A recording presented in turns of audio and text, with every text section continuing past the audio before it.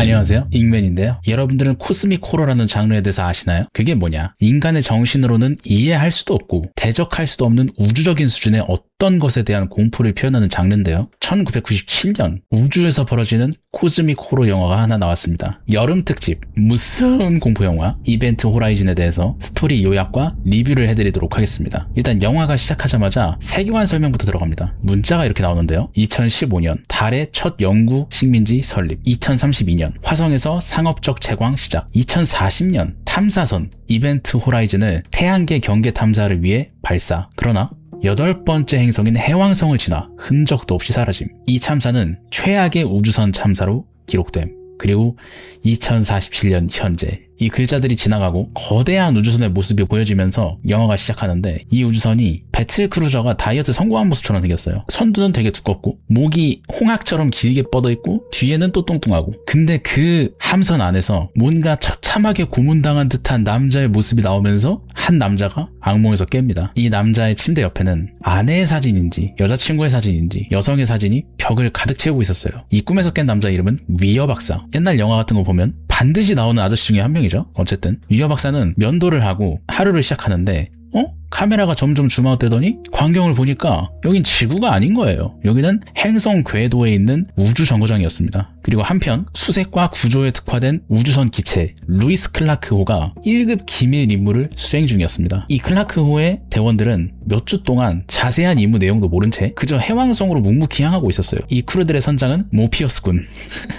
작중이 이름이 존재하지만 저는 모피우스군 또는 캡틴이라고 부르겠습니다. 어쨌든 아마도 이 캡틴 모피어스가 유일하게 이 임무의 내용에 대해서 숙지를 하고 있는 것 같아요. 몇 주 동안 작전을 진행하고 있는데 드디어 이온 추진기를 킬 시간이 된 거야. 10분 뒤에 키는 걸로 알람을 맞춰놓고 대원들을 모는 캡틴. 이 크루에는 방금 막 잠에서 깼던 위어 박사도 함유해 있었습니다. 이 이온 추진기를 가동시키면 30배의 중력이 신체로 전달되기 때문에 몸이 토마토마처럼 그냥 터져버리겠죠? 그 사태를 방지하기 위해서 대원들을 중력 탱크에 들어가도록 하고 있었어요. 그러니까 뼈가 녹지 않도록 통조림에 미리 들어가서 그 뼈를 보존하는 거죠. 약간 펭귄 통조림처럼. 그 중력 탱크에 들어가서 56일 후 탱크 안에는 선원들이 잠들어 있었는데 위어 박사만이 어떤 이상한 여자의 환청을 듣고 탱크에서 나옵니다. 그 여자가 빌리 자신의 친숙한 이름을 부르는 거야. 그래서 위어 박사가 탱크를 열고 나오더니 뭐야, 뭔 소리야? 주위를 둘러보는데 또 이상한 소리가 들려요. 너무 외로워. 거기 누굽니까? 하는데 갑자기 뒤에서 팍 하고 문이 열립니다. 순수하게 관객을 악의적으로 놀릴 목적으로 아무 이유 없이 문이 열린 거예요. 아무런 의미도 없습니다. 그 상태로 위어 박사가 조종석까지 가는데 어떤 나체 여자가 조종석 의자에 앉아있는 거야. 뭐야, 이런 사람이 우리 대원 중에 있었나? 나체 여자가 너무 추워요 이러고 있는 거야. 아마 옷을 벗고 있으니까 추운 게 아닐까 싶지만 어쨌든 위어 박사가 그 여자를 보고 얘기합니다. 클레어? 그 순간 진짜로 잠에서 깨는 위어 박사. 잠에 들기 전에 마그네슘을 너무 많이 먹었나 봐요. 사실 꿈이었던 거임. 대원들은 이미 다 깨어나 있었고 이미 이런 캡슐에 들어가는 게 익숙한 것처럼 보였어요. 그 와중에 위어 박사한테 커피를 마실 거냐고 물어보는 흑인 대원도 있는데 위어 박사가 거절하니까 그 옆에 여자 대원이 있거든요. 그 대원한테 검고 화끈한 것 좀 드실래요? 하면서 커피를 가지고 2047년이 됐는데도 캣콜링을 시도합니다. 2015년생쯤으로 보이는데 굉장히 능글맞죠? 대원들이 하나둘 깨어나고 그중에 한 대원인 피터스라는 여성 대원은 이게 고향에 있는 자식인지 어떤 자식인지 모르겠지만 태블릿으로 자기 자식들의 영상을 보고 있었어요. 선장이랑 이렇게 얘기하는 걸 들어보니까 아마 이혼한 것 같아. 이 선원을 대체할 사람이 없어서 이 임무에 어쩔 수 없이 참여했다고 하는 대화 소리가 들립니다. 어쨌든 자식들이 그리워하는 것 같아요. 드디어 모든 대원들이 전부 다 깨어나고 그 대원들이 모여있는 자리에서 새로운 크루원 신빙 위어 박사가 대원들과 서로 마주보고 인사를 합니다. 그 위어 박사한테 우리 모피어스 군이 대원들 한 명 한 명을 설명해 주는데 멤버들은 이렇습니다. 첫 번째, 짱찌 신입 위어 박사. 두 번째, 캡틴 모피어스. 세 번째, 부관 스타크 중위. 이 누님은 약간 공포 영화용 미인 캐릭터 느낌이 아주 세게 나요. 그러니까 공포 영화는 항상 지나치게 이쁜 캐릭터가 들어오거든요. 이 캐릭터들이 이제 많은 티켓값을 결정을 하는 거죠. 어쨌든 기술 담당 저스틴. 근데 얘가 딱 봐도 제일 먼저 죽게 생긴 짬찌야. 그 다음 멋쟁이 담당 쿠퍼. 이제 배틀그라운드 같은 거 하면은 쓰러져 있는 동료를 구하는 기능이 있잖아요. 그런 것처럼 이 아저씨는 구조기술 담당이에요. 플러스 영화적으로는 뺀질거리는 코미디 담당. 다음으로 의무관 피터스, 아까 그 태블릿 보던 누님이죠. 조종사 스미스, 그리고 뭔가 메네라 우울증 쿠로미 같이 생긴 DJ라는 남자. 그러니까 제가 선정했을 때 같이 있으면 안 되는 우주크루 관상 1등이거든요. 어쨌든 굉장히 쎄합니다. 대원들은 지금 여기에 왜 온 건지를 몰라요. 임무 지역 부근에 도착해서야 드디어 이 임무가 어떤 임무인지 위어 박사가 설명을 합니다. 근데 이게 설명을 하는데 분위기가 별로 좋진 않아요. 왜냐면은 대원들이 당연히 지금 연가를 쓰고 휴가를 써야 될 타이밍인데 이 연장 근무 때문에 그걸 하지 못한 상태야. 그래서 다들 날이 서 있어. 지금 현재 위치는 가장 가까운 전초기지로부터 30억 킬로미터나 떨어진 지점입니다. 위어 박사가 이 임무에 대해서 드디어 설명을 시작해요. 지금부터 제가 드리는 말씀은 모두 국가안보국의 비밀사항입니다. 유삭, 이른바 USAC, 미 우주항공국 뭐 이런 건가 봐. 어쨌든 유삭이 해왕성 근처 감수의 궤도에서 희미한 신호를 포착했는데 이건 실종된 이벤트 호라이즌호에서 보낸 걸로 추정이 됩니다. 그 얘기를 듣자마자 대원들이 뭐야? 이건 아니지. 이건 아니죠 형님 하면서 질거부려요. 야, 이거 설마 그 이벤트 호라이즌호 우출 임무를 우리한테 맡긴 거임? 그거 찾으러 가면 다 실종되는 그 미친 말도 안 되는 그 배를 말하는 거야? 내 휴가를 반납하고 한다는 게 이런 깨림칙한 임무라고? 말이 안 되잖아. 그 흥분한 대원들을 일단 모피어스 선장님이 가라앉히고서 다시 위어 박사한테 설명을 요구합니다. 위어 박사의 말은 이래요. 사실 이벤트 호라이즌호가 스팀 우주 탐사 중에 원자로 폭발로 인해서 파괴된 걸로 여러분들은 알 텐데 사실 그건 전부 다 구라다. 너네들만 알고 있어. 이벤트 호라이즌호는 초광속 우주선을 만들려는 정부의 최고 기밀 프로젝트였어. 이렇게 얘기하는 거야. 근데 이제 먹물 좀 묻은 대원들도 있을 거 아니에요. 바로 반박하는 거야. 잠깐만요. 그건 말이 안 되는데요? 과학적으로 말이 안 돼요. 상대성 이론에 따르면 광속보다 빠른 비행은 불가능하단 말입니다. 맞습니다. 그 법칙은 깰 수가 없죠. 하지만 우회할 수 있습니다. 실제로 우주선이 빛보다 빠르진 않습니다. 하지만 차원의 문을 만들어서 수광년 떨어진 다른 우주로 순간 이동을 한다면? 그래서 위어 박사보다 훨씬 더 IQ가 떨어져 보이는 질문을 합니다. 어떡해요? 오케이. 국평호들을 위해서 바로다. 위어 박사가 설명해주마. 자, 외전 자기장으로 중력 양자를 광선으로 집중한 다음 그렇게 하면 바일 텐서 역학처럼 시공간을 접을 수가 있는데 그 시공간의 곡률이 이때부터 거기 먹물 좀 먹었다는 선원들도 이러고 있어요. 그래서 듣다 못한 모피어스가 한마디 합니다. 이게 쉬운 거임? 옆에 있던 멋쟁이 쿠퍼도 이거 영어 맞음? 이렇게 말하는 거야. 오케이. 이 시대의 초천재 위어 박사님이 침팬치한테 설명하는 수준으로 간다. 자, 이 야시구리한 잡지로 예를 들게. 이 종이가 시공간이야. 그리고 내가 이 연필로 뚫은 공간 하나가 A고 다른 하나가 B라고 치자. 그럼 이 A에서 B로 가려면 최단 거리가 어떻게 되겠냐? 그중에 침팬치 한 명이 손을 듭니다. 직선으로 해요. 그때 이제 위어 박사 이렇게 하면서 바보 같은 놈. 아니야. 최단 거리는 제로다. 그게 바로 차원의 문이 하는 일이라고. 바로 공간을 접는 거야. 두 점 간의 시공간을 겹쳐버리는 거지. 우주선이 차원의 문을 통과하면 정상으로 돌아오는 거고 이걸 나는 중력 추진기라고 해. 응? 이거 설명이 어디선가 많이 봤는데? 맞아요. 인터스텔라에서 우리 같은 침팬지들에게 쉽게 설명하기 위해 나온 바로 그 장면하고 완전히 똑같은 장면입니다. 인터스텔라의 그 장면은 이벤트 호라이즌의 이 장면을 그대로 차용한 거예요. 어쨌든 이 중력 추진기를 만든 사람이 바로 이 위어 박사였던 거야. 그래서 이렇게 더럽게 꺼드럭대는 거야. 그럼 이벤트 호라이즌호는 어떻게 폭발한 거죠? 사람들이 물어봐요. 이제 위어 박사가 대답을 합니다. 임무는 완벽하게 진행됐어. 일반 추진체를 이용해서 안전 거리까지 도달을 했고 모든 게 좋았죠. 중력 추진기로 프록시마 센타우리까지 가는 차원의 문을 열었는데 갑자기 사라졌어요. 지금까지도 흔적도 없이. 침팬지가 또 물어봐요. 그럼 그 7년 동안 이벤트 호라이즌호는 어디 있었습니까? 그래서 침팬지에게 대답을 해줍니다. 그거 아는 게 우리 임무인데? 그리고 위어 박사가 데이터를 하나 보여줍니다. 생명체는 감지할 수 없었지만 어떤 데이터 음성을 전송받은 거야. 그 데이터 소리를 재생을 눌렀는데 말도 안 되게 끔찍한 비명 소리가 들립니다. 막 으악 하면서 사람들이 엄청나게 고통스럽게 비명을 지르는 소리가 들려. 근데 그 중에서 인간의 목소리 같은 걸 분리시켜서 따로 재생을 시켰는데 대원들 중 한 명인 우울증 크롬이 DJ가 나 이거 뭔지 알겠는데? 이거 라틴어 같은데요? 이러는 거야. 이 라틴어를 유일하게 아는 메네라 대원 DJ가 이거를 해석하는데 리베라테메 라는 소리가 나옵니다. 이건 뭐냐면은 구해달라 라는 말이에요.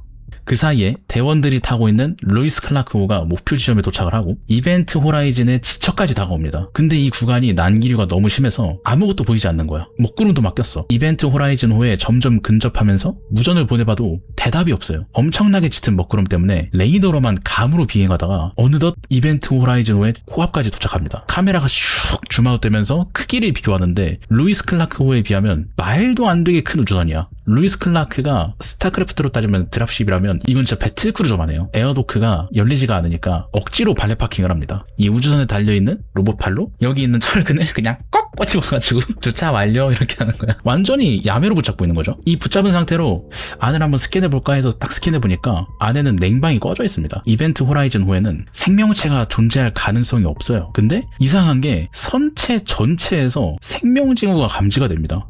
뭐지? 바퀴벌레가 앓았나? 선장 모피어스가 판단을 합니다. 어려운 방법으로 가자. 우리가 직접 들어가서 수색을 진행한다. 그러니까 가장 가까운 기지로부터 30km 떨어진 이 지점에서 7년 동안 발견되지 않은 우주선으로 직접 들어간다? 이거 하나면은 사실 남양특집 10년은 가능하죠. 어쨌든 대원들을 각자 임무에 배치하고 위어 박사는 우주선의 안전이 확인된 상태에서 움직이기로 합니다. 왜냐면 완전 뉴비니까. 대원들이 우주복을 차려입고 도킹을 합니다. 모피어스, 기술 담당 저스틴, 메딕 피터스 이렇게 3명이서 진입을 하고 나머지는 본선에서 모니터링을 하면서 대기를 하고 있었어요. 에어도크를 열고 안으로 들어가니까 안에는 잡동사니들이 떠다니고 냉동실처럼 기온이 낮아진 상태였습니다. 물건들이 살짝씩 얼어있어. 살얼음처럼. 약간 그 폴라포 살짝 녹은 것처럼. 그래서 슥 살펴보니까 지금도 작동하는 폭발물들이 설치되어 있는 거예요. 무슨 그 재산 보급 창고에다 설치하는 것처럼. 이게 뭐야? 캡틴 모피어스가 박사한테 무전을 때려가지고 이게 뭐야? 물어보니까 그건 비상시에 통로를 폭파해서 함선을 반으로 나눈 다음 앞쪽은 구명선으로 쓰기 위한 용도의 폭탄입니다. 너무 불안한 떡밥이죠? 어쨌든 그래서 선장의 지시로 각자 의무실, 엔진실, 선장실로 이동을 시키고 캡틴 모피어스는 의무실에 진입해서 그곳을 스캔합니다. 레이저로 한번 쓱 훑어봤는데 사망자는 보이지도 않고 심지어 의무실을 사용하는 흔적조차도 없는 거예요. 뭐야? 죽음의 위기에서 의무실을 사용하지 않았다고? 뭔가 이상한데? 마치 무덤처럼 돼 있는 거야, 의무실이. 근데 그때 모피어스 옆에 손이 하나 팍 나옵니다. 오씨, 뭐야? 하고 딱 보니까 둥둥 떠다니는 장갑이었던 거임. 모피어스가 준내 놀라가지고 약간 귀여운 모피어스의 모습도 나오고. 한편 기술 담당인 저스틴은 엔진실로 향하는데 가는 길이 되게 이상해요. 일반적인 갑판이 아니라 자기장에 노출되지 않게끔 두 번째 격리실로 가는 통로가 있는데 이게 생긴 게 믹서기처럼 생겼습니다. 이 톱날 같은 게 계속 돌아다녀. 그놈 참 사람 잘 가게 생겼다. 약간 철권 신맵같이 생겼어요. 그러니까 철권에서 자 여기 벽에다가 사람 갈아 넣을 수 있습니다. 피깎기 가능합니다. 이거 소개하는 느낌인 것 같아. 그리고 메딕 피터스는 선장실에 도착을 합니다. 선장실에는 피가 잔뜩 묻어있고 벽에 피 찌꺼기가 붙어있어. 살점하고 이렇게 슬러지처럼 돼가지고 벽에 치덕치덕 발라져 있어. 근데 피터스는 그걸 못 보고 작은 혈흔만 봐요. 뭐지? 그래서 피터스한테 위어 박사가 이렇게 무전을 합니다. 거기 선장실에 항해 일지가 있을 겁니다. 그 항해 일지의 자료를 데이터를 파악하면 이벤트 호라이즌호가 왜 이렇게 되는지 알 수 있을 거예요. 그래서 피터스가 일지 CD를 뽑는데 이게 잼이 걸린 거야. 잘 안 뽑혀 CD가. 근데 USB가 아직 발명이 안 됐나 봐요. CD를 이렇게 딱 빼는데도 잘 나오지도 않아. 그래서 하고 팍 빼는데 뒤에서 갑자기 죽은 시체가 얼굴이 펑 하고 나타납니다. 근데 이게 시체 생긴 게 뭔가 어떤 우주선 사고 그런 걸로 생길 수 있는 상처가 아니라 이상한 무슨 칼로 난도질 당한 것처럼 생겼어. 약간 정육점에서 이거 구워 먹을 수 있게 구이용으로 잘라주세요 했는데 자르다 만 것처럼 눈에 띄네 눈금처럼 싹싹싹 돼 있어. 그래서 대원들이 그 모니터링을 보고 이상하다? 저렇게 되는 가능성이 있나? 사람이 한 것도 아니고 뭔가 짐승이 찢어버린 것 같은데? 판단을 합니다. 이때 기술 담당인 저스틴이 엔진실에 완전히 도착을 하고 엔진실에는 웬 자이로스코프 같이 생긴 물체가 계속해서 움직이면서 작동을 하고 있었어요. 이게 바로 중력 기동기의 코어였어요. 앞으로는 이걸 코어라고 부르겠습니다. 이 코어는 이 함선의 심장과도 같은 기관이에요. 그때 갑자기 저스틴이 이 코어에 다가가니까 저스틴의 통신이 본선의 통신과 끊기고 코어에서 엄청나게 밝은 빛이 나옵니다. 그러면서 검은색 액체 같은 것이 그 코어의 한쪽 면을 이렇게 덮게 되는데 짬찌 저스틴이 손을 넣어봐요. 거기다가 이게 뭐야? 그게 뭐겠냐고. 그걸 왜 넣어? 어쨌든 넣어봐. 넣었는데 넣자마자 저스틴이 우와! 하면서 안으로 빨려 들어갑니다. 루프도 막 같이 빨려 들어가. 그 루프가 본선하고 이어져 있거든요. 파고 빨려 들어가가지고 저스틴이 빨려 들어가자마자 엄청난 충격이 일면서 이벤트 호라이즌과 본선에 충격을 줍니다. 저스틴이 이 거물로 들어가서 변기가 역류한 것 같아. 이 저스틴이 안으로 들어가서 충격을 느끼자마자 구조기술 담당인 쿠퍼가 저스틴의 루프를 잡고 개빠르게 구조를 하러 갑니다. 처음에는 이상한 캣콜링을 하던 아저씨인 줄 알았는데 개 호감캐예요. 진짜로 그 동료를 걱정하는 거였어. 얘가 나이가 되게 어리니까 얘를 베이비 베어라고 부르거든요. 팀원들이 저스틴 보고. 그래서 베이비 베어 기다려 하면서 막 가. 루프를 막 당기니까 그 코에서 저스틴이 막 튀어나오는데 얘가 이러고 있어.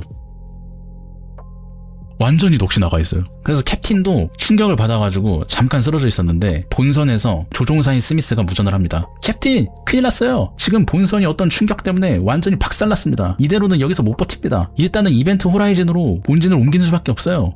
굉장히 불안한데?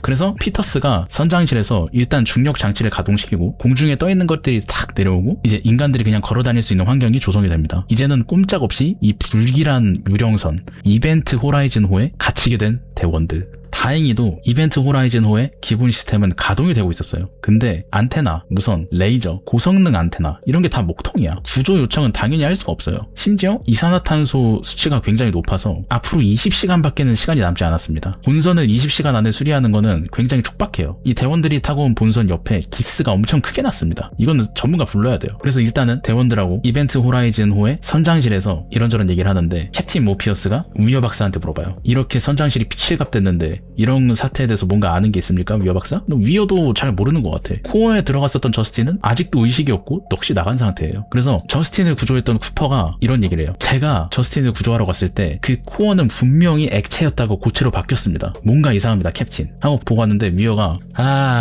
이렇게 멍청한 우민들이란 그런 건 불가능해요. 물리학적으로 불가능하다 이 말입니다. 이런 식으로 얘기하는 거예요. 쿠퍼가 아니 내가 봤다니까요? 난 거짓말을 하지 않는 성격이에요. 난 분명 봤다고요. 쿠퍼 군이 그렇게 말한다는 건 차원의 문이 열렸을 수도 있다는 거네요. 바로 그거예요. 문이 열렸었다고요. 그럴 리가 없어요. 중력 구동기는 작동하지 않으면 절대 열릴 수가 없다고요. 아니 내가 봤다고 하는데도 자꾸 그럴 리가 없어요 하면서 자꾸 으스대는 거야. 근데 다행히 캡틴 모피어스는 굉장히 총명한 선장이라서 쿠퍼의 말에 신뢰해요. 근데 그런데도 위어는 이거 쿠퍼가 망상을 한 거다. 이거 중력 왜곡 현상 때문에 잠깐 착시 현상을 본 거다. 그래서 쿠퍼가 개빡쳐가지고 착시 현상? 말도 안 되는 소리 하고 있네 하고 욕박을 하다가 모피어스가 그만 하니까 이제 그만하는 모습. 선장이 위어한테 물어봅니다. 그러면은 어떤 문제가 생긴 건 확실한데 대체 뭐가 중력의 왜곡을 만든다는 거예요? 만약에 코어에서 어떤 식으로든 중력파가 방출이 되었다면 시공간을 왜곡할 수 있어요. 그건 저스틴을 사라져 보이게 할 수도 있고 루이스 클라크호 선체를 파손할 수도 있죠. 근데 그건 거의 불가능해요. 그럼 그 코어엔 대체 뭐가 있어? 하는데 complicated. 침팬지한테도 설명할 수 없는 수준이야. 이제 너무 어려워서. 위어 이 새끼 뭔가 감추는 것 같은데? 라는 느낌이 계속 받게 됩니다. 뭔가 눈빛도 이상하고 흐리멍텅하고 얘가 이상한데? 근데 선장이 더 강하게 물어봐요. 시간이 얼마나 필요합니까? 우린 이제 18시간밖에 남지 않았어요. 도대체 코어 안에 뭐가 있는 겁니까? 엔진실에 모든 대원들이 모여있는데 박사가 드디어 설명을 합니다. 사실 코어는 차원문을 만들 수 있는데 이 3개의 고리가 정렬되면 인공 블랙홀을 만들어서 우주 어디든 갈 수 있다고 설명을 해요. 그러니까 이 미친 박사는 얼마나 똑똑한지 인공 블랙홀을 만든 사람인 거야. 이게 작동만 된다면 루이스 클라크호로는 1000년이 걸려야 갈 수 있는 곳에 이벤트 호라이즌호는 하루면 갈 수 있다는 설명까지 덧붙입니다. 저스틴이 만약에 코어 안으로 들어갔다면 이벤트 호라이즌호가 도착했던 곳으로 갔다고 볼 수 있다. 이렇게 설명을 해요. 대체 어딜 갔길래 넋이 나가 있는 거지? 근데 위어 박사가 자꾸 문은 자동으로 열릴 수도 없고 위험하지도 않다. 이렇게 얘기하는 거야. 아무리 봐도 위험한데. 선장은 일단 코어 쪽으로 누구든 들어올 수 없게 폐쇄하려고 하는데 위어 박사는 자꾸 그런 선장을 설득하려고 합니다. 왜 이러지? 자기 물건에 대해서 지나친 자신감이 있나? 그러면서 뭔가에 홀린 듯이 회전하는 코어를 불안정한 눈으로 바라보는 위어 박사. 그때 피터스는 넋이 나가 있는 저스틴을 돌보면서 이벤트 호라이즌호의 항해 일지를 살펴보는데 그 뒤에서 무슨 하는 소리가 나는 거예요. 뭐야? 뭔 소리야? 하고서 의료실에 있는 호신용 절단 톱 호신용인지는 모르겠지만 어쨌든 기본 칼을 들고 소리의 근원으로 피터스가 향합니다. 누군가의 손이 덮개용 천막 안에서 손톱으로 이렇게 스치고 있는 거야. 누구야? 그래서 긴장된 마음으로 천막을 이렇게 싹 걷었는데 거기에는 피터스의 아들이 다리가 썩은 채로 앉아있어. 엄마? 이러고 막 쳐다봐. 바로 그때 뒤에서 DJ가 탁 부르니까 환상이었어요. 마보로시. 뭐지? 왜 이런 환상을 보는 거지? 그리고 이 크루들의 조종사인 스미스는 한시라도 여기에 있고 싶지 않아서 계속 본선을 수리하고 있었어요. 얘는 어떻게든 집에 가려는 욕망이 가장 강한 캐릭터예요. 스미스가 본선을 수리하고 있을 때 일행들은 항해일지를 살펴봅니다. 항해일지 영상은 이 이벤트 호라이즌호의 원래 선원들이 중력 가동기를 발전하기 직전 순간까지 찍혀 있었어. 이 이벤트 호라이즌호의 선장이 우리는 프록시마 센타우리로 이제 출발할 예정입니다. 중력 기동기 발진시켜! 해서 그 중력 기동기가 가동하자마자 영상이 엄청난 비명소리가 덮이더니 화면이 막 일그러지는 거야. 바로 그때 우주선의 동력이 나가버립니다. 뭐야? 왜 갑자기 정전이지? 위어 박사의 판단은 자기장이 멈춘 것 같아서 엔진실로 가서 점검을 시작하는데 이 선장하고 위어 박사가 같이 가요. 선장은 코어 앞에서 위어 박사를 이렇게 대기하고 있고 위어 박사는 엔진실 구멍으로 들어가서 하나하나 점검을 하는데 그때 갑자기 저스틴이 발작을 합니다. 온다. 암흑이 온다. 위어 박사가 엔진실 내부를 점검하고 있을 때 이 엔진실이 에일리언이 돌아다니기 딱 좋은 크기로 돼 있거든요. 그 안에서 부품을 수리하고 있을 때 박사한테 환청이 들리기 시작합니다. 빌리. 갑작스럽게 조명들이 점등되기 시작하고 쿵쿵쿵쿵 하는 소리가 들려요. 빌리. 위어 박사는 선장을 계속 불러봐요. 캡틴! 해도 대답이 없어. 이제 손전등마저도 깜빡거리고 있던 그때 위어 박사 앞에 그 여자가 나타납니다. 이 여자는 눈이 없어요. 눈이 텅 비어있어. 이 여자가 이렇게 말합니다. 함께 있어줘요. 영원히. 그때 엔진실에서 기다리고 있던 캡틴은 코어 밑에 물이 있거든요. 그 물에서 갑자기 물에 타고 있는 남자가 올라오는 걸 목격해요. 뭐야 이거? 하고서 다음 장면으로 넘어가는데 대원들끼리 다 모여서 이제 진짜 제대로 회의를 시작한 거예요. 캡틴이 먼저 말합니다. 오케이. 절대 환상 아니야. 내가 다 걸 수 있어. 내가 모피어스인데 저거 무조건 빨간 약이야. 저거 100%팩트야. 파란 약 절대 아니야. 영화상으론 위어, 피터스, 캡틴은 분명히 자기의 트라우마가 되는 무언가를 봤어. 위어는 와이프로 추정되는 여자를, 피터스는 다리가 아픈 자신의 아들을, 캡틴은 불에 타고 있던 어떤 남자를 봤어요. 근데 위어가 여기까지 와서도 제가 봤을 땐 우리 침팬지 여러분들이 컨디션이 안 좋은 것 같은데요? 이지랄하는 거야. 근데 선장이 이렇게 얘기해요. 개소리야. 나는 그 불타는 남자의 열기마저도 느꼈어. 그래서 우주선을 수리하고 돌아온 스미스한테도 물어봐. 스미스, 자네도 환각을 본 적이 있나? 본 적도 없고 볼 필요도 없죠. 이렇게 대답해요. 하지만 확실한 건 이 우주선은 끝났어요. 하면서 스미스가 개빡쳐가지고 위한테 달려듭니다. 야 이 개새, 물리법칙을 깨도 무사할 거라고 생각해? 이 모든 일에 대해서 네가 어떻게 책임질 거야? 하면서 때릴라 그래. 그때 DJ가 무슨 플라스틱 포크 같은 걸로 스미스를 단번에 제압을 합니다. 얘가 그냥 매너란 줄 알았는데 은근 침착해. 일단 선장은 그 흥분된 상태를 진정시키고 스미스를 쿠퍼랑 같이 묶어서 본선 수리를 시킵니다. 캡틴이 이곳저곳을 돌아다니면서 막 일을 하고 있는데 부관인 스타크 중위가 캡틴에게 보고를 하러 와요. 대장, 제가 DNA 필터로 생명체 스캔을 한 결과가 나왔는데요. 이 결과에 따라서 어떤 가설이 나왔어요. 이 스캔 수치가 우리가 보는 환영이랑 어떤 상관관계가 있다는 거예요. 이게 무슨 면역체계 보호 본능 같이 보여요. 믿기 힘들겠지만 우주선이 대원들을 향해서 생명체처럼 강하게 반응하고 있는 것 같아요. 뭔 소리야? 함선이 살아있다고? 그런 것 같은데요? 이러는 거야. 근데 선장의 목표는 단 하나입니다. 이게 원리가 뭐고 중요한 게 아니라 그냥 순수하게 대원들을 살려서 돌려보낼 방법을 강구하는 거예요. 이게 생명체든 뭐든 그게 중요한 게 아니야. 한편 피터스 혼자서 저스틴을 돌보고 있었는데 저스틴은 아직도 의식이 없었어요. 그래서 피곤하다 하면서 피터스가 이리저리 돌아다니면서 몸을 이렇게 딱 풀고 있는데 하고서 저스틴이 누워있던 침대를 딱 보니까 저스틴이 사라져 있어. 그래서 저스틴 하고 불러봐도 찾을 수가 없어. 그때 갑자기 또 불이 탁 꺼집니다. 그러면서 피터스의 시야 앞에 바이오 하자드 워닝이라는 생물학적 경고 문구가 딱 보이면서 갑자기 뒤에서 뿡 하고 뭐가 터지는 거야. 그래서 피터스가 깍 하고서 대원들이 있는 곳으로 도망와. 근데 대원들이 무슨 일이야 하고 있는데 그 닫힌 문을 어떤 존재가 쾅쾅쾅쾅쾅 하고 문을 두드리는 거야. 약간 그 쿵푸어슬에서 주성치가 신호등 안에 들어와서 팡팡팡 하는 것처럼 그 어떤 존재가 대원들이 모여있는 조종실 문을 부수려고 하는데 위어 박사가 이러고 있어요. 의자에 앉아가지고. 자가 열어야 돼. 이지랄하는 거야. 부관인 스타크 중위가 뭐 하는 거야 하고 팔을 딱 꺾어가지고 제압을 합니다. 얘 뭔가 정신머리가 이상해졌어 벌써. 그때 어떤 경고음이 들리는데 누군가가 에어로크를 열려고 시도하는 경고음이에요. 뭐지? 캡틴 그쪽에서 열려고 하는 거예요? 아니 우리 대원들은 다 여기 있어. 무슨 일이야? 이거 사라진 저스틴이다. 이벤트 호라이즌 호 안에 있는 대원들이 전부 다 뛰어가가지고 그 저스틴이 있는 에어로크 앞으로 딱 당도를 해요. 저스틴은 우주복도 입지 않은 채로 에어로크 격실 안으로 들어가 있는 거야. 근데 이미 잠겨 있어가지고 이걸 열려면 열쇠가 필요해. 이 얘기를 듣자마자 캡틴은 헐레벌떡 우주 유영을 해가지고 구조를 위해서 달려가고 저스틴과 피터스가 에어로크 창문을 두고 얘기를 합니다. 저스틴 문 열어. 베이비 베어 왜 그래? 어서 열어. 저스틴이 막 이래요. 그 소리 들었어요? 뭔가가 보여요. 아주 끔찍한 거예요. 내 몸 안에 있는 암흑이 다른 곳에서 왔어요. 난 거기는 다시 안 갈 거예요. 겁에 질려 있어. 군대 말하는 건가? 그래서 다들 얘가 막내니까 베이비 베어 그만둬 너무 위험해 하고 있는데 열쇠로 이렇게 해도 문이 잘 안 열려. 그때 또 저스틴이 이런 얘기를 합니다. 내가 본 걸 봤다면 날 막지 않을 거예요. 아웃도어 오픈, 인도어 오픈이 있는데 인도 오픈으로 가다가 갑자기 아웃도어 오픈으로 가. 일본에서 말도 안 되는 개사기 그 인형 뽑기 기계처럼.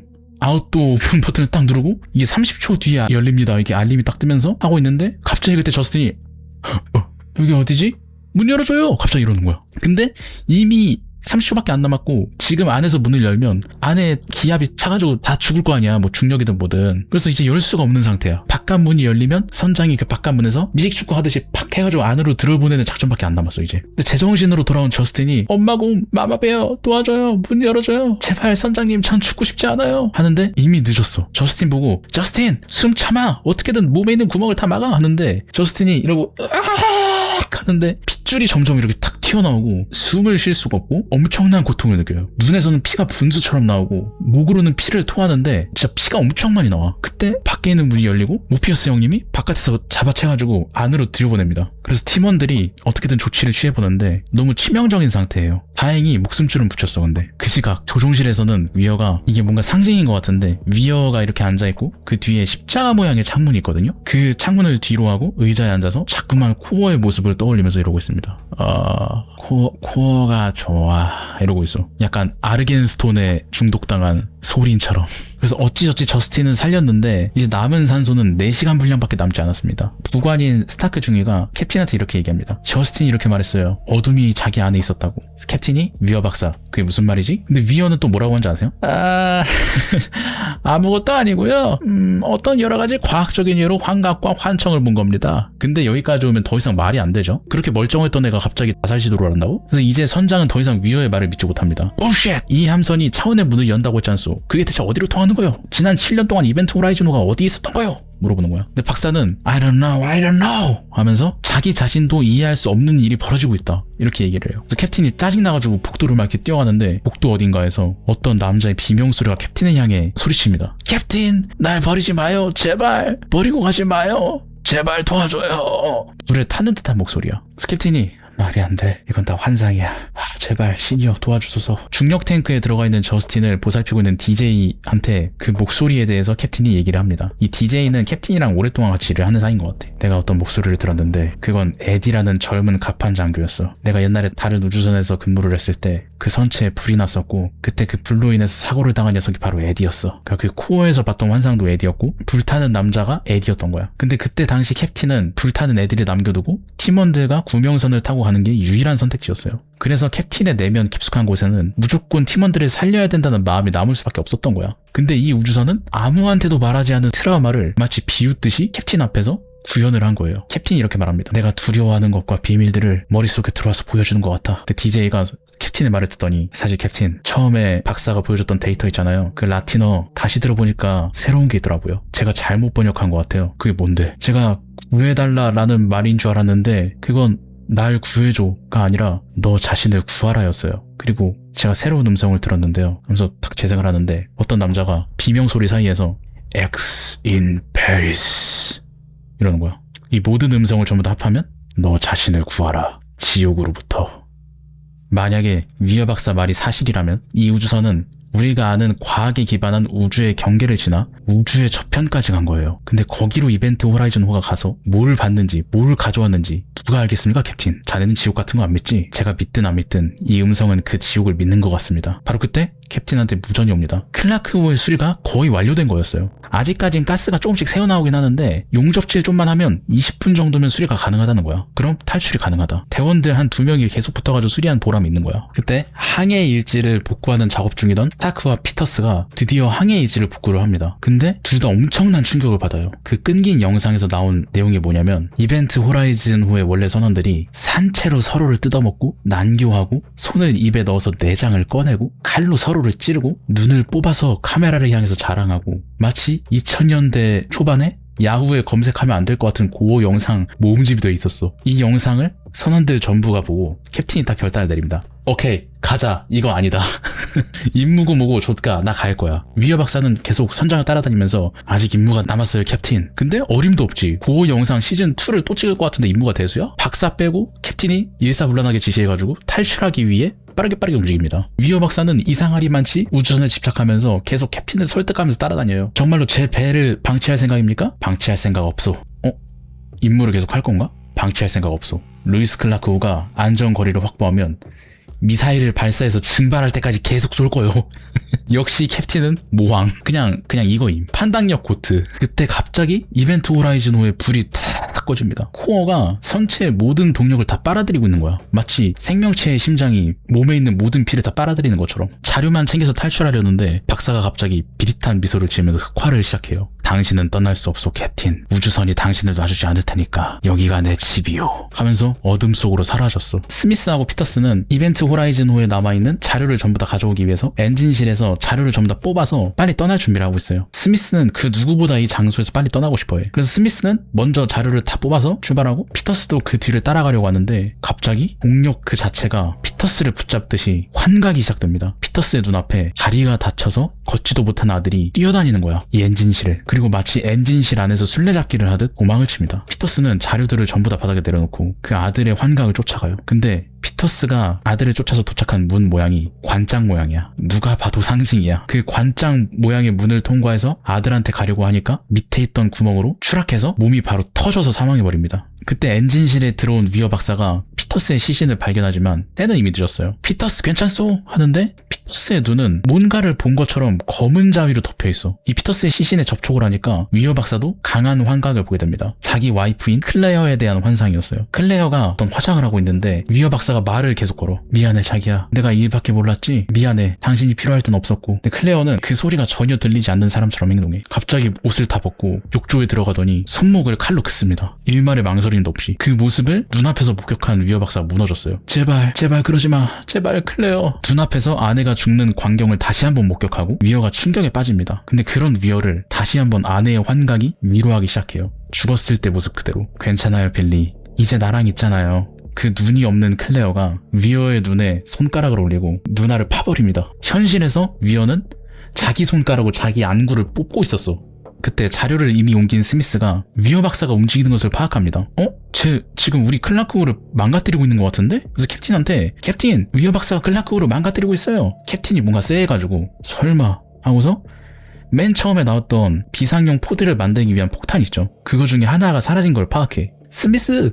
빨리 그 자리에서 도망가! 스미스는 그 얘기를 듣고도 주위를 계속 둘러보는데 자기 관물대 같은 곳에 있는 어떤 천을 딱 이렇게 들춰내니까 그 안에는 카운트다운이 6초밖에 안 남은 폭탄을 발견해요. 서든 어택으로 따지면 이미 진 거죠. 클라크호와 같이 폭발해버립니다. 클라크호가 폭발해버리면서 그 위에서 수리를 하던 쿠퍼도 자네와 같이 우주 공간으로 튕겨져 나가는데 얘가 워낙에 기지가 좋고 유쾌하다 보니까 괜찮아 쿠퍼 어떻게 하지? 오케이 우주선이 저기 있으니까 모르겠다 간다 하고 마더퍼커 하면서 아이언맨처럼 우주선으로 다시 날아가요. 개호감이야. 진짜로 마더퍼커 하면서 날아가는데 캡틴 모피어스는 이제 위어를 적으로 간주합니다. 얘 진짜 죽여야겠다. 그래서 선내에 남은 DJ한테 발견하면 죽이라고 부전을 날려요. 근데 DJ도 만만치 않잖아. 걱정 마세요. 저 메네라 DJ잖아요 하면서 근처에 있던 절단용 톱 기칼을 꺼냅니다. 쓱 만나면 죽인다 하는데 뒤에 이미 흑화한 자유로 귀신 위어 박사가 서 있었어요. 갑자기 DJ 목을 탁 하고 잡더니 이리저리 날려. 갑자기 엄청난 괴력을 보이겠어. 그리고 DJ를 기절시킬 정도로 제압을 하더니 그 수술실에 있는 메스로 DJ를 개복하기 시작합니다. 그래서 캡틴이 DJ의 그 비명을 무전으로 듣고 달려오는 그 짧은 시간 안에 DJ를 어떤 예술작품처럼 만들어놔요. 안에 있는 순대를 전부 다 빼고 빨래처럼 걸어놨어. 이게 약간 바이킹이 하는 형벌이 있거든? 근데 이렇게 빠른 시간 내로 이렇게 깔끔하게 이걸 했다? 바이킹 자격증 1급입니다. 국가고시급이에요. 그래서 캡틴이 이제 진짜 개빡친 거야. 오케이 한번 해보자 이거지? 씨발 내 대원들을 감히 죽여? 개인 장구류에 있던 네일건을 꺼내서 이 위어 박사를 죽이기 위해서 수색을 시작합니다. 네일건을 들고 조종실부터 수색을 하는데 거기에는 이미 뚝배기가 깨진 채 기절해 있던 스타크를 발견해요. 그래서 어떤 약품을 암모니아 향 같은 거 나는 건가 봐. 약품을 이 코에다가 쓱 하니까 스타크가 깨어나고 이제 같이 탈출을 하기로 해. 근데 그 캡틴이 올 줄 알고 위어 박사가 조종관 의자에 앉아서 기다리고 있었습니다. 의자를 모피우스 쪽으로 딱 돌리면서 이제 왔어? 하는 거야. 그래서 모피어스가 오 마이 갓 눈이 대체 왜 그 모양이야 위어? 하는데 위어가 우리가 가는 곳은 눈이 필요 없거든. 그게 무슨 소리지? 나는 이벤트 호라이즌 홀을 다른 별에 가기 위해 만들었다. 하지만 내 예상보다 훨씬 더 멀리 가버렸지. 우리 우주에 구멍을 뚫어서 다른 차원으로 들어가는 문을 만들었다. 순수한 혼돈의 차원으로. 순수한 악. 갈 때는 평범한 우주선이었는데 돌아왔을 땐 이미 생명체가 되어 있었지. 봐라 모피어스 아름답지 않나? 눈이 없는 위어가 하는 말이기에 모순적인 이야기였어요. 대체 뭘 본 걸까요? 그 조종석에 앉은 위어가 코어로 작동하는 게이트웨이가 10분 뒤에 열리게끔 예약 버튼을 눌러요. 근데 바로 그때 그 조종석 뒤편에 있는 십자가 모양 창문 밖으로 뻥이 뻥 하고 What the fuck? 하고 도착을 해요. 그래서 위어가 깜짝 놀라가지고 뭐야 씨발. 위어가 모피어스한테서 빼앗은 네일건을 창문에게 팡팡팡팡팡 쏴버려. 근데 이 바보 같은 게 창문이 다 깨지면서 모든 게 다 밖으로 빨려나가기 시작합니다. 자기가 쏘고 위어 박사는 자기가 창문 밖으로 빨려 들어가 버려. 근데 우리의 모피어스 캡틴은 다행히 로프를 잡고 살아남습니다. 심지어 책임감 고트 모피어스 형님은 불굴의 의지로 스타크까지 어떻게든 구해내요. 근데 긴장을 놓칠 틈도 없이 이제 에어도크가 열린다는 경고음이 또 들리는 거야. 위어 박사가 돌아오나? 그래서 위어 박사가 들어오면 죽일 심산으로 연장을 들고 대기하고 있는데 다행히도 우리들의 쿠퍼햄이 들어온 거였어요. 이제 생존자는 쿠퍼햄, 모피어스, 스타크, 부상당한 저스틴이 있죠. 근데 본선이 부서졌는데 방법이 있나요? 유일한 방법이 있어요. 맨 처음에 위어 박사가 설명한 우주선을 폭탄으로 반갈죽시키고 그 앞쪽을 구명선으로 써서 탈출하는 방법이 남아있던 거야. 대원 3명한테 역할을 다 분담시키고 5분 후에 차원의 문이 열리기 전에 빨리 폭파시켜서 넘어가야 돼. 그래서 스타크하고 쿠퍼가 이리저리 돌아다니는데 이 위에 기다랗게 조명이 나 있는데 그 조명을 타고 마치 살아있는 생물의 동맥처럼 엄청난 피들이 막 타고 흘러요. 이제는 진짜 살아있는 생물처럼 얘네들한테 저항을 하는 거야. 이벤트 호라이즌호가. 캡틴은 그 사이에 폭발 준비를 마치고 이제 진짜 빠져나가야 되는데 캡틴 바로 앞에 불타 죽은 동료의 환상이 다시 나오면서 불을 뿜습니다. 막 이렇게 하면 나와.